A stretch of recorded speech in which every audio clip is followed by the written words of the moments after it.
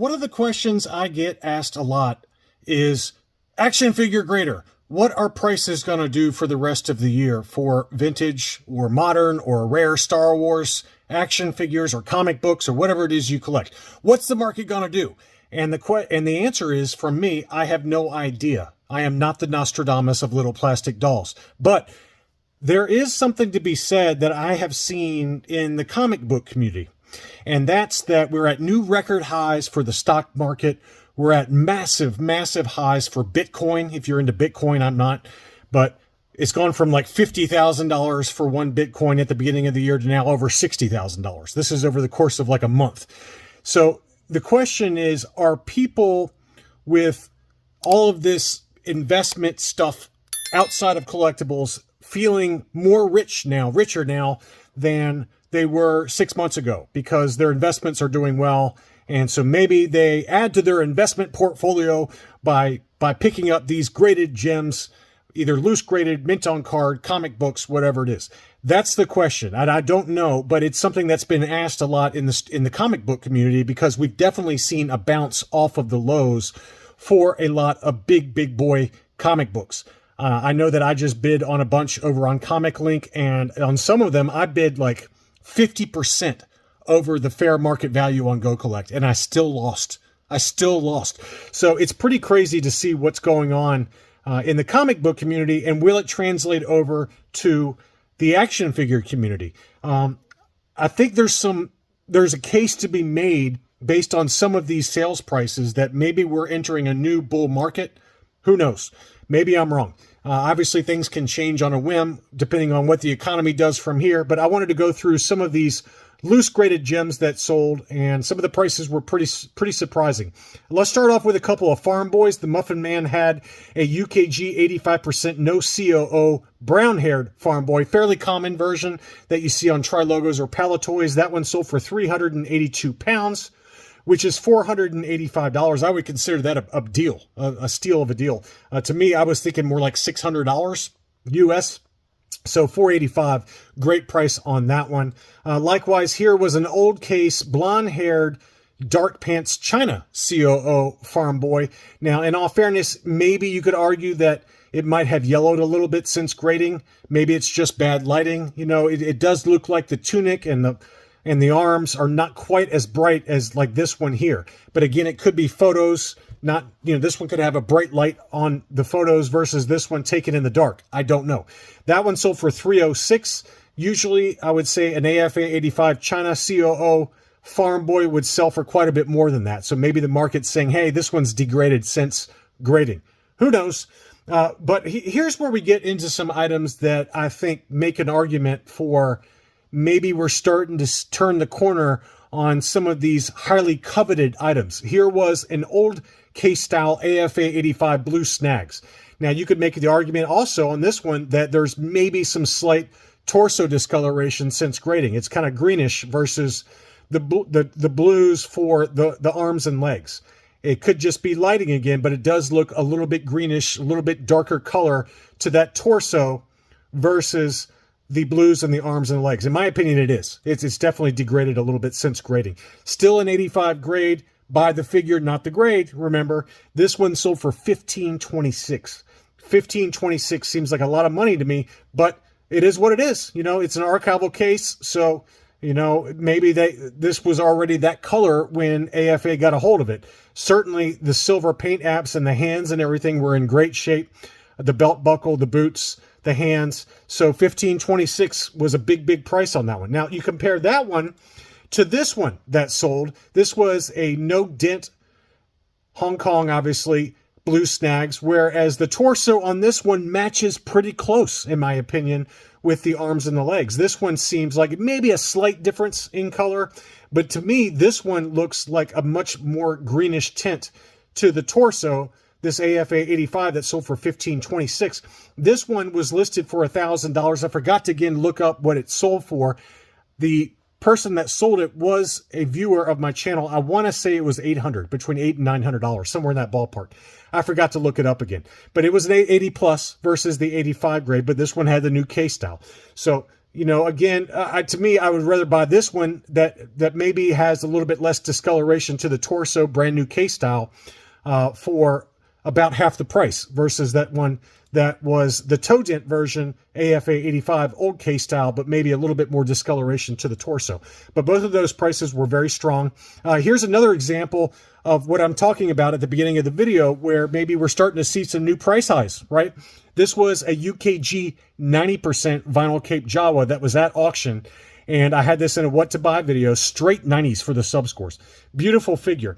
It sold for 3,450 pounds, which is 4,300 US dollars. Now, another data point that admittedly is much older that sold last fall was mine. That was an old case style AFA 85 vinyl Cape Jawa that I sold privately on Facebook away from eBay for $3,350, I believe was the number I sold it for. So, again, this was a UKG 90%. Probably would grade out at an 85 plus or a 90 at AFA, if you ask me. I mean, it looks every bit of a 90 grade looking at it. It looks case fresh, card fresh, just absolutely gorgeous. No discoloration whatsoever on that figure. Certainly every bit deserving of the 90 grade from UKG. And I think it would have a very, very good chance at getting a 90 grade from AFA as well. So 4380, that's a big number. That's probably the biggest number I've seen outside of a few Facebook sales that were also UKG 90s. And they sold for about the same price, $4,000 to $4,400, somewhere in that ballpark. And that's about what I expected this. I expected this one to go over $4,000. 4380.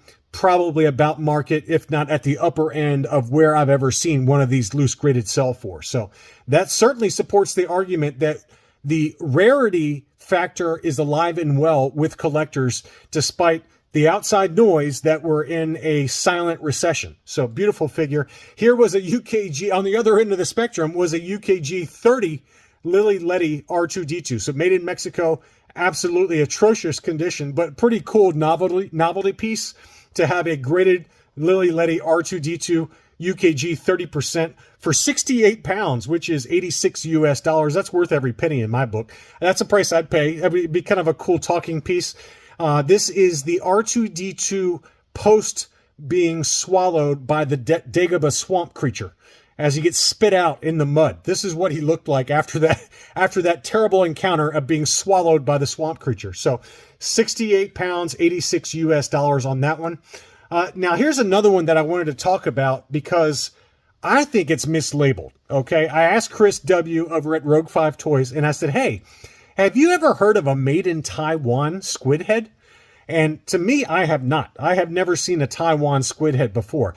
I think this is an error. Okay. I don't know of any Taiwan version of squid head. I think that this was supposed to say made in Hong Kong. And they were probably doing multiple figures as part of this batch, and they accidentally left made in Taiwan on there instead of made in Hong Kong. So you guys correct me in the comments below if I'm incorrect on that while you're leaving a like for this video. I don't think that there are any made in Taiwan. Now, there are some made in Taiwan card backs, U.S. Kenner card backs that might have one of these Hong Kong squid heads inside, but I don't know of any Taiwan squid head off the top of my head. Nevertheless, it didn't stop the bidding. It was a UKG 85. It sold for 134 pounds, which is 170 US dollars. So leave a comment below if you know of any difference. I didn't look it up on Variant Villain or anything like that, so there very well could be a Taiwan squid head, and I'm just not aware of it. But both Chris and I seem to agree that this was a mistake by UKG. Here is that floating D PBP Chewbacca. So this is the later PBP Spanish figure for Chewbacca, the harder to find floating D. There's also a circle on foot variant, which is much more common. This was a UKG 85% and sold for 70 pounds. That was a bargain, and I'm kicking myself for not bidding on this one because this is one I still don't have in my collection. I've got the circle on foot variation, and usually the floating D variation for the Spanish PBP Chewbacca usually sells for about 115 to 125 pounds. Let's call it 150 to 175 US dollars. And 70 pounds was a bargain. Somebody got a real good deal on that one because that is not usually, this is usually the price that the circle on foot Spanish PBP Chewbacca goes for. To get the floating D variation for that price was a bargain of a deal, much lower than what they usually go for. Here's another one that's very pricey and hard to find in high grade, and that is the China COO, the China raised bar Luke X-Wing pilot. They are very, very tough to get in high grade. It was graded UKG 85%. It did have some slight smudges you can see on the back there, of the back of the white vest, and then on the leg there was a couple of very faint paint rubs there. The top of the helmet looked pretty good, but it had some kind of brown discoloration going on. I personally think that if you crack this open and send it to AFA, it would probably get an 80 or an 80 plus. It's just nearly impossible to find an AFA 85 for the China Luke X-Wing. It never happens. That's been my experience. I think I've seen one or two in the last 5 years total, and one of those was owned by Chris W.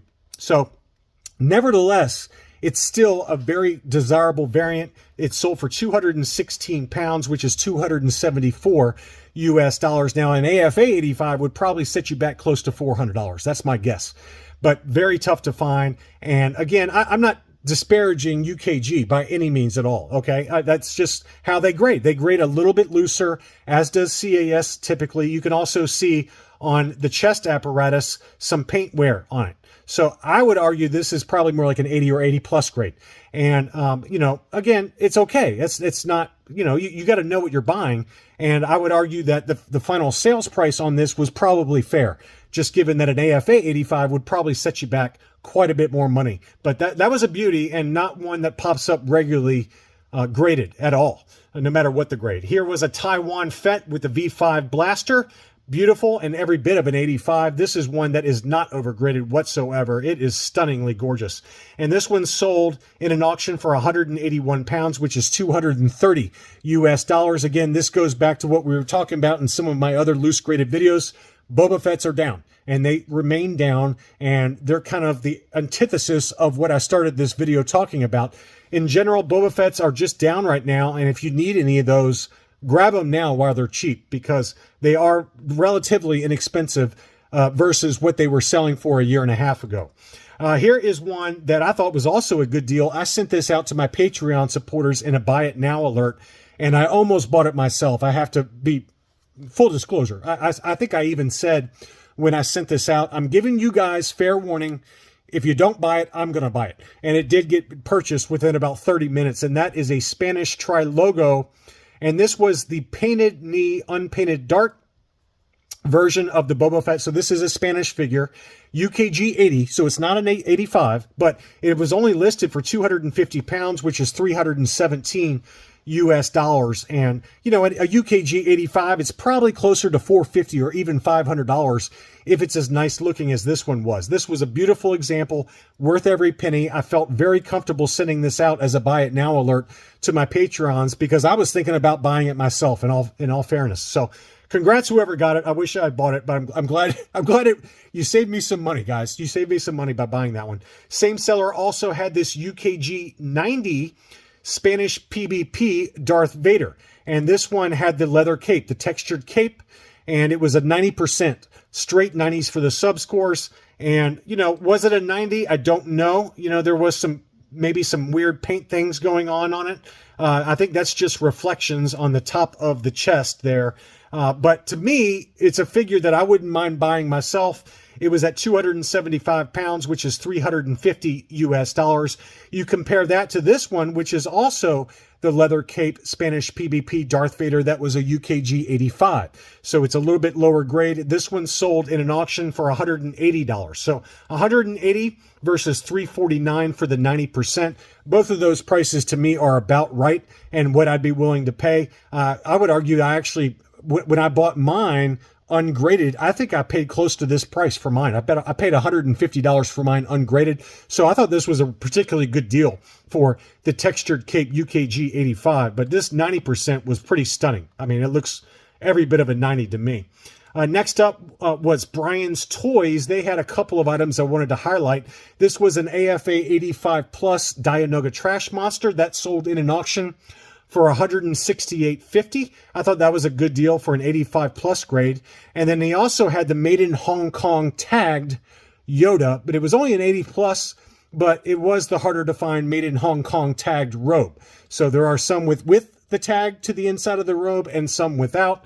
This one was an 80 plus grade and sold for $124.50. Another very good deal, given that these loose and ungraded can sell for almost that price as it is. So good buy on that one. Here was a Lily Letty Stormtrooper, graded UKG 80%. Again, very fairly graded. You can see some slight discoloration to the limbs, hence the 80 grade versus an 85. That one sold for 120 pounds, which is 161 US dollars. And I see them sell for this price ungraded on the Facebook groups, because this is the filled peg hole variation. No COO, filled peg. And several different Lily Letty variations come with the little foot hole filled in. And don't quote me on this, but it's the Boba Fett, the Stormtrooper, the TIE Fighter pilot, and the Obi-Wan Kenobi. Those are the four off the top of my head that I know come with the filled peg hole. It's just a variation that some people collect. They both, those particular characters, those four, come with either the filled peg hole or the non-filled peg hole. So you can get both of them if you want to and have another variation for your collection. That is for the serious variant hunter out there watching this video. So good deal on that. That's a price I would have paid. Here is yet another of those beautiful black neck Spanish pucks. So you can see the black painted neck on this early Spanish figure. It was only a UKG 75, but you got to remember, this figure is really tough to find. Also, shout out to Jamie, who is a channel watcher. He did inform me that the Spanish puck Lando came with both the black neck, like you see here, as well as the brown neck. So there are two variations for the Spanish puck Lando Calrissian, which I did not know. So there are two different variations to get. And I've got the black neck in a UKG 85%. Now I'm going to be on the hunt for a brown neck Spanish puck Lando. So thank you, Jamie, for commenting and sharing that information with me. I very much appreciate it. This one did sell for 226 pounds in an auction, 287 US dollars. Again, it was a UKG 75. I spent about 2.5 times that amount on the UKG 85%. Did I overpay? Probably did, but I don't care. I've got it now. So it's too late. It's too late. I put it on my PayPal credit and I'll pay it off eventually, but there you go. Next up, this was another interesting factory error. This is a short pour COO Hong Kong Biker Scout. And what does that mean? That just means that when they filled in the actual mold for this particular figure, they didn't fill it in all the way. And you can see there, the Hong Kong is kind of rubbed out. And it just means they didn't put enough filler in the mold at the original time this particular figure was manufactured. So those are called short pours. Sometimes you see little stubby hands. Sometimes you see little stubby feet. But in this case, it was just a stubby COO on the back of the leg. And it sold for 142 pounds, which is 180 US dollars, graded UKG 80%.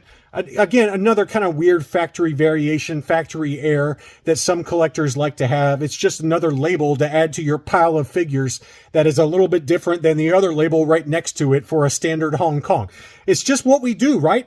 It's what us wacko collectors do with our little plastic doll collecting. We catch all these little factory errors, mispainted eyes, unpainted helmets, whatever it is you got.